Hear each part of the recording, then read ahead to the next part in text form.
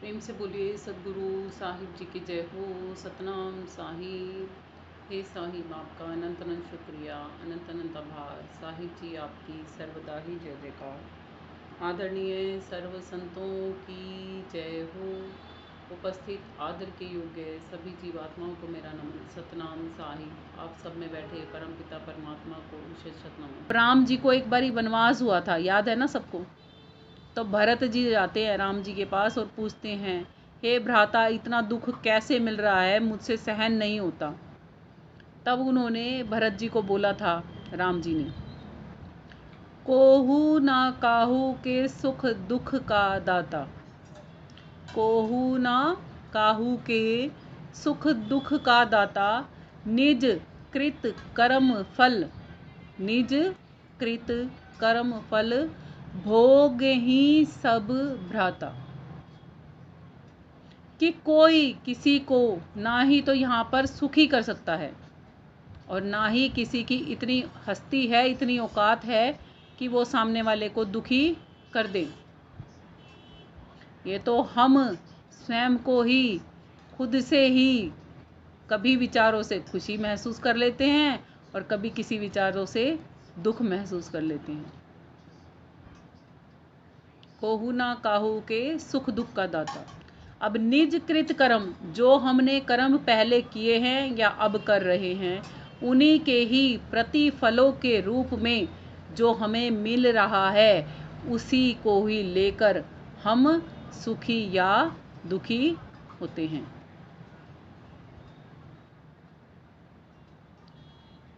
कभी किसी के कहने मात्र से हम मर नहीं जाते, तो किसी के कुछ भी कह देने मात्र से हम दुखी कैसे हो जाते हैं। अगर हम किसी के कहने से हमारे ऊपर इतना असर होता तो सामने वाला ये हमारे को तो दिन में को 100 बार मार के सोता है कि मर जा तू, मर जा तू, मर जा तू। हम मरते तो नहीं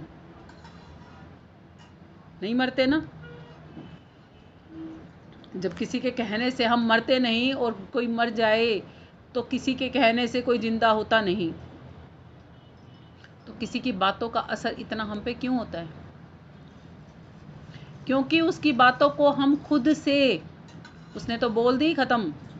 अब हमने अपने अंदर में चलायमान की है, इसलिए हम दुखी या सुखी होते हैं। अब जैसे अभी आप सत्संग सुन रहे हो, अगर इन बातों को आप अपने अंदर में चलायमान नहीं करोगे,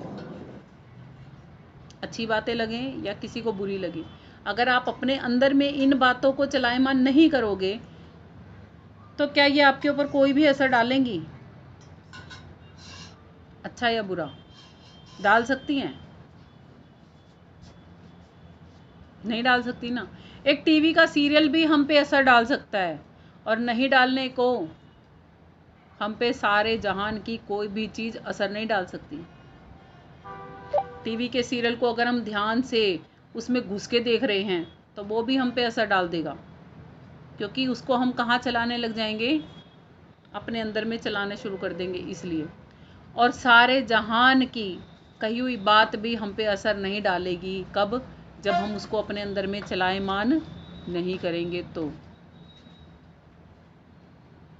ये अंदर और बाहर की दुनिया भी कितनी अजीबोगरीब है ना, कि बाहर से कुछ भी उठा के हम अंदर ले जाते हैं बिना ये देखे कि ये कचरा है या बढ़िया सामान है। हम अपने घरों का कूड़ा तो बाहर फेंकते हैं ना, और बाहर के नेगेटिव विचारों वाला कूड़ा अपने अंतःकरण में फेंक लेते हैं। कैसे विचित्र हैं हम। वैसे तो हम बाहर तो सफाई पसंद करते हैं ना अपने घरों में, मगर ये जो परमात्मा का दिया हुआ घट है, इसमें सफाई क्यों नहीं पसंद करते?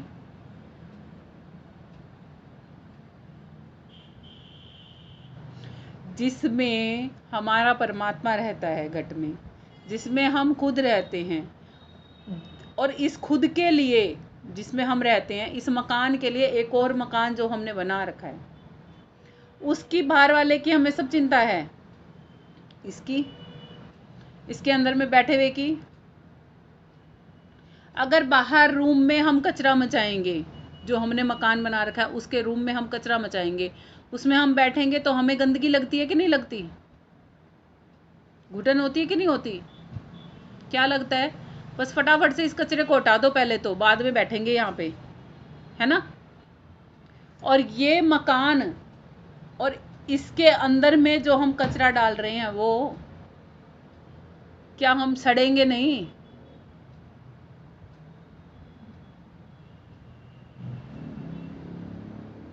सड़ेंगे क्या नहीं सड़ेंगे? वो वाला क्यों नहीं साफ करने की कोशिश करते?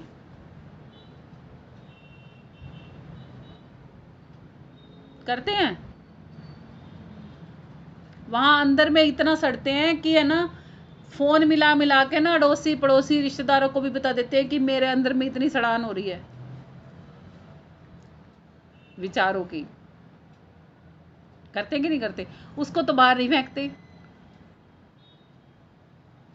उसको रखे रखते हैं, बदबू में सड़ते रहते हैं। जैसे घर में कोई कूड़े की थैली लाके और रूम में रख ली हो और सबको बता रहे हैं, देख मेरे घर में ना कूड़ा रखा है, देख मेरे रूम में ना कूड़ा रखा है, मेरे को ना इतनी बदबू आ रही है, मेरे को इतनी गंदगी महसूस हो रही है मेरे।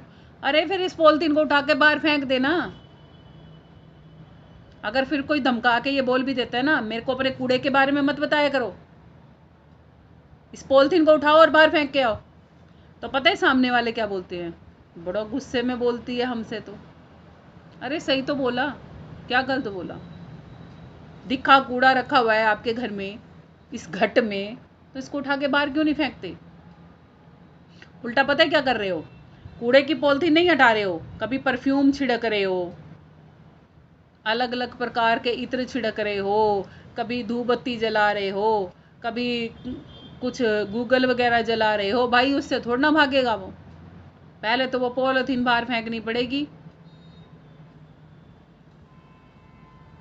जितने भी हम मेडिटेशन करते हैं ना, जितनी भी प्रकार की अलग अलग, जब तक वो हमारे यहाँ पे कूड़ा रखा है ना, तब तक की वो की हुई उस कूड़े में ही मिक्स होती रहेगी, उल्टा और बदबू फैल जाएगी। सिस्टमेटिकली सिस्टम ठीक नहीं होगा। कहते हैं सुबह उठते ही हम क्या करते हैं? हाथ में झाड़ू उठा के और अपने घर को साफ करते हैं, डस्टिंग करते हैं ना। सुबह उठते ही झाड़ू लगाते हैं, घर को क्लीन अप करते हैं। तो और हम यहाँ सुबह उठ के यहाँ की क्लींजिंग करना भूल जाते हैं, इसलिए मालिक यहाँ लेके गए हैं। इसलिए कहा है सुबह उठते ही सबसे पहले यहाँ देखो, कहीं रात भर में कोई कचरा तो नहीं इकट्ठा कर लिया गलती से भी। सपने में भी किसी का बुरा ना गलती से भी हमसे हो जाए। कहते हैं ना, हे परमात्मा हमें इतनी सद्गति, इतनी सद्बुद्धि देना कि हम सपने में भी किसी का बुरा ना कर दें, क्योंकि सपने में भी आत्मा तो सोती और जगती नहीं ना, कहीं वहां से भी कोई कर्म ना बना ले हम। सपने पता है कितने आते हैं किसी किसी को और कितने सच्चे हो जाते हैं। ये सब कुछ हमारे साथ में होता रहता है और हमें बहुत सोच समझ के इस दुनिया में जीना चाहिए। हम ऐसे ही अनायास ही जीते चले जाते हैं जीवन को, सोचते ही नहीं कि सुबह उठ के एक बारी ही सही परमात्मा को याद करना चाहिए कि जिसने हमें ये जीवन दिया हुआ है, जिसने आज सुबह हमारी आंखें खोल दी, जिसने हमारे परिवार के हर एक सदस्य को जिंदा रखा हुआ है। देखा है ना, बहुत से घरों में रात को सोते हैं, सोते ही रह जाते हैं, उठते ही नहीं। भले ही लड़ने के लिए ही सही, मगर सबका सही सलामत होना जरूरी है ना। भले ही प्यार करने के लिए ही सही, सबका सही सलामत होना जरूरी है कि नहीं? और हम शुक्राना एक बारी भी नहीं करते सुबह उठ के भी।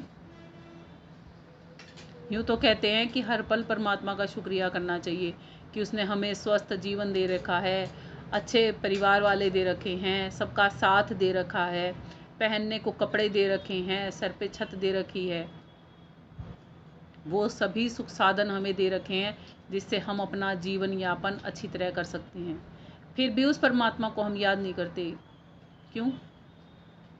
इसी चीज़ के लिए वो संत जी कह रहे हैं कि बेला अमृत गया, आलसी सो रहा बन अभागा।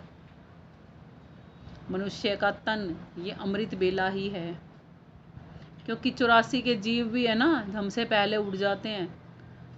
कभी सुनी है पक्षियों की चहचहाहट सुबह कितने बजे शुरू हो जाती है? उठता है कोई जल्दी? कितने बजे पक्षियों की चहचहाहट शुरू हो जाती है? 5 बजे।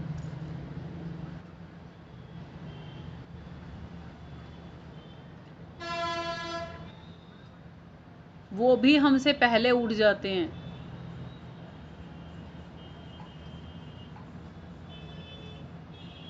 उड़ जाते कि नहीं उड़ जाते? और हम, धूप निकल आती है, आधा सिर पे सूरज चढ़ जाता है, उसके बाद उठते हैं। वो समय जिसमें प्रभु को याद करना था वो हम गवा देते हैं, और उठने के बाद भी याद नहीं करते, क्योंकि हम इतना लेट उठते हैं कि उठते ही हमें संसार के सारे काम दिखाई देने शुरू हो जाते हैं। खुद को देखने का और उस परमात्मा को देखने का तो समय बचता ही नहीं है। फिर संसार शुरू हो जाता है ना, क्योंकि सारा, इसलिए वो संत जी कहते हैं कि जल्दी उठो, बेला अमृत में उठो। जब आप सुबह जल्दी उठना शुरू करोगे ना, तब आपको पता लगेगा कि है ना, बड़ा अच्छा लगता है, और हमारे काम घर के ना जल्दी जल्दी बन जाते हैं। रिलैक्स फील होता है हमें उस समय पे। और जिस दिन हम लेट उठते हैं ना, हमारा सारा शरीर टूटा टूटा सा रहता है, सारा दिन ऐसे लगेगा थकान से भरा हुआ। किसी ने करके देखा है ऐसा? होता है ऐसा कि नहीं होता? हाँ, ये सच्ची में होता है, और ये मेरे साथ भी बहुत ज़्यादा होता है कि जिस दिन लेट उठो ना, उस दिन सारे काम लेट होते चले जाते हैं। कुछ काम करने का मन ही नहीं करता, ये हो जाता है हाय लेट तो हो ही गए, अब क्या बनेगा मेरे से, अब क्या होएगा मेरे से। सारे तो हाथ पैर दुखते हैं, कहाँ से काम होएगा। और जिस दिन सुबह जल्दी उठ जाओ ना, उस दिन पता ही नहीं चलता, काम भी हो जाते हैं, भक्ति भी हो जाती है, और फिर काम होने के बाद भी टाइम बच जाता है कि कुछ पढ़ लो, कुछ सुन लो, कुछ किसी से बात ही कर लो, और उसके बाद फिर दोपहर का काम करो, फिर भी वो रिलैक्सेशन रहता है। मगर जब लेट उठो ना, तो सारे काम लेट लतीफ़ों वाले हो जाते हैं हमारे। वो संत जी यही हमें समझा रहे हैं कि अमृत वेले में उठो, क्योंकि जो उठते हैं ना, उनसे पूछ के देखो, उनकी लाइफ में और हमारी लाइफ में बहुत अंतर होता है। जो लोग हर रोज नित नेम जल्दी उठते हैं ना, वो लोग बीमार भी कम पड़ते हैं। हमारे जैसे 4 दिन जल्दी उठते हैं और 4 दिन लेट उठते हैं, हमारे जैसे आधे बीमार रहते हैं, आधे ठीक रहते हैं।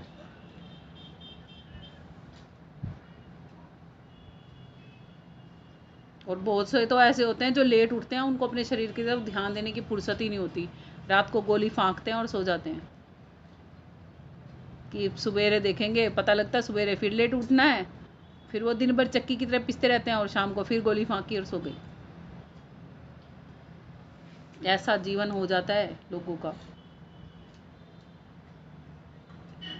हमें अपना जीवन ऐसा नहीं बनाना। हमने, क्योंकि उस परमात्मा को याद करके उस परमात्मा तक ही जाना है। मरने के बाद हमने अन्यत्र तनों में नहीं घूमना। इस तन से उस तन और उस तन से उस तन हमने तो नहीं जाना। तो इसलिए आज से ही, आज समझ लो, आज ही आपके लिए अमृत वेला है। आज से ही जग जाओ।